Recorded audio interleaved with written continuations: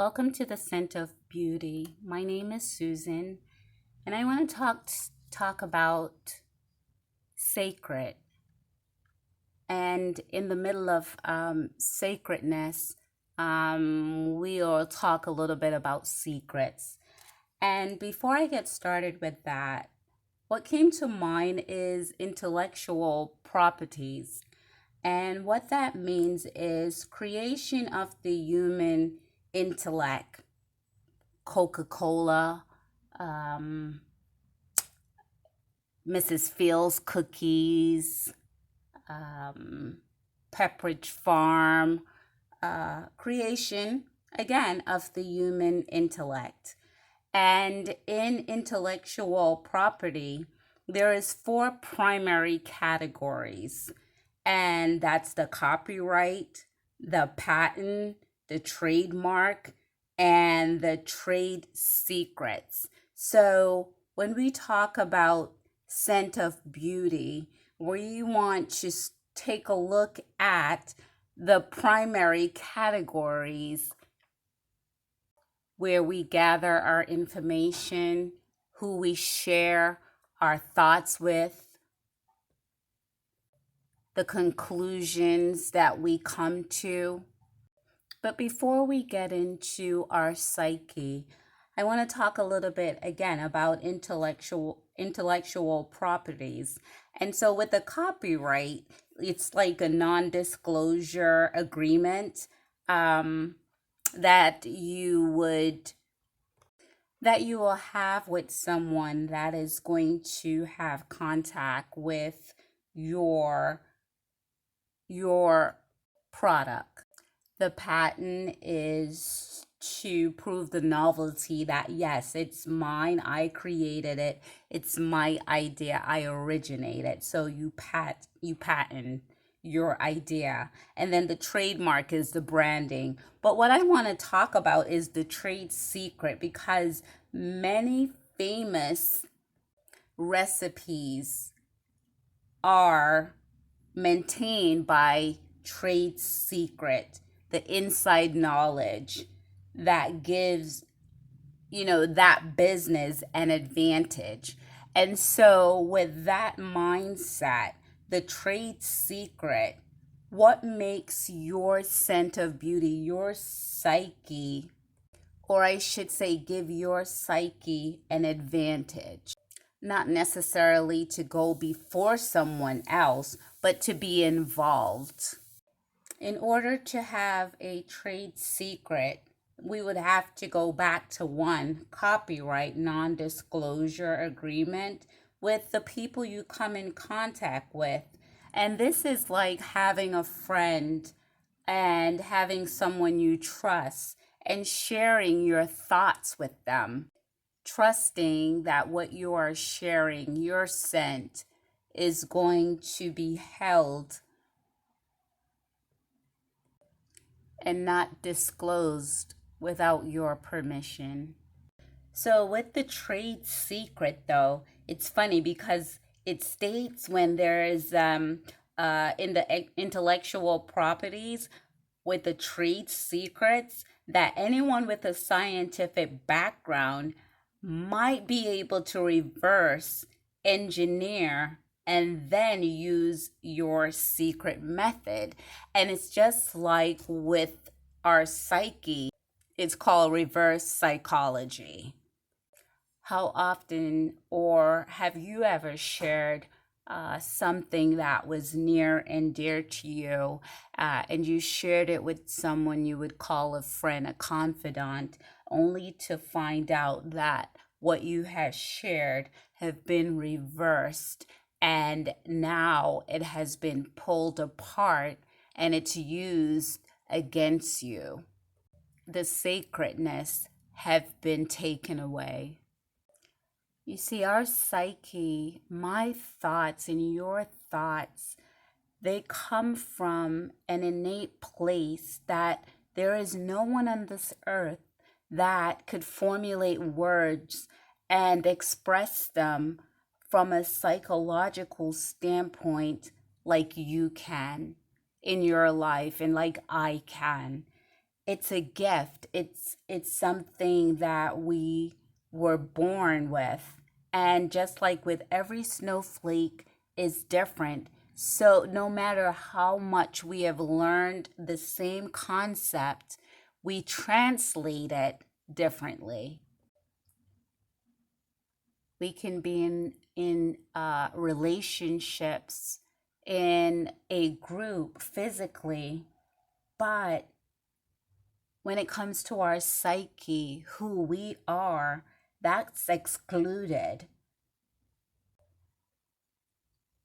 Sometimes we try to share who we are or our thought patterns only to be shushed inside, be quieted, and are inadvertently told to keep our own thoughts as secrets. So, our sacredness, the depth of our soul voice, is not allowed to be expressed. And what usually happens at that point is we become a silhouette in relationships, not being allowed to show who you really are. This is the state of withdrawing from public view, standing in the midst of others that are not aware of your perceptions, not being allowed to talk in the exchanges of ideas. I think this is what is called a shell of a person, not making a sound. Our sound, our scent of beauty is what is our interests. Sharing our interests with another human being, they get to see beyond the mainframe. And usually individuals who have been psychologically abused behave in this manner where they'll peek their heads out like, like a turtle will peek their heads out, but only to be told that their their point of view doesn't have a primary, a secondary, that there is no place for them to express their pheromones. And what usually happens in cases like that, an individual starts to rebuttal their own sentiments, their own intellectual, they start to wash away their own intelligence, almost like hosing it down. It began with others refuting their words, statements. Not necessarily, they don't even use language, um, vocabulary to say, oh, well, that's a silly idea. However, by the end of a conversation, there is doubt. And whenever there is doubt, the pheromone has stopped opening. Will actually stop expressing itself. It becomes the scent of doubt, disavowing one's own capacity to think and to reason. The sacredness of having our psyche open up and shared with ourselves and other people. That is what makes us human beings. Allowance. Allowance is the word that came to mind when I was really meditating on sacredness. Just to have the allowance. I remember when my youngest son was between the ages of 8 and 9, somewhere around there, I said this statement to him. I'm like, great minds think alike. And I was so proud of that statement, expressing my wisdom unto him. And he turned around and he said, "No, great minds think for themselves." That's the allowance that I'm referring to.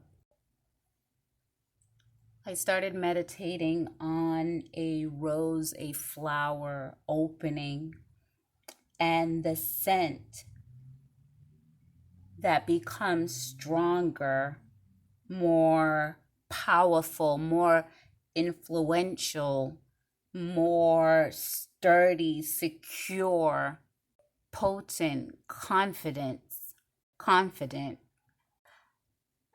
Potent stood out for me because potent is having a strong psychological or and chemical effect. That definition spoke to me immediately because the weightiness of potency, your scent of beauty, being allowed to open and illuminate a room, illuminate the exchange in relational verbiage, to have that validity. Our frame of mind contains the scent of beauty. That's sacred. What I want us to take away from this video on sacredness is to take a look at our trade secrets. Who are we sharing that with? Our trademark. What is your psychological brand? Who are you? Who am I?